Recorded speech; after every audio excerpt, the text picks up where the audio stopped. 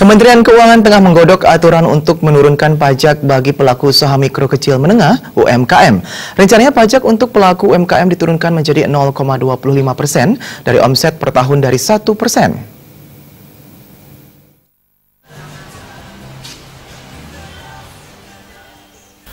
Menurut dosen ekonomi Universitas Warmadewa, Made Artawan, pemerintah harus serius dalam melindungi pengusaha UMKM dengan memberikan kemudahan pengurusan perizinan hingga UMKM itu mandiri dan terwujudnya penurunan pajak UMKM seminimal mungkin.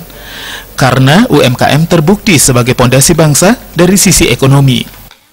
Nah, sebenarnya pemerintah harus serius melindungi, mendampingi yang namanya UMKM.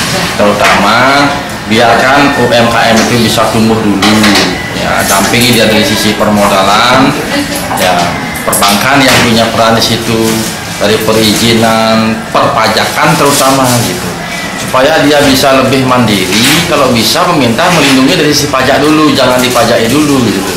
Jadi kalau bisa, kalau sudah dia mandiri, baru pajak itu tidak mesti harus 10% kalau bisa 1% pun, karena UMKM ini terbukti sebagai fondasi daripada dasar bangsa ini dari sisi ekonomi. Ini yang menyebabkan bangsa ini akan kuat bertahan dari sisi UMKM.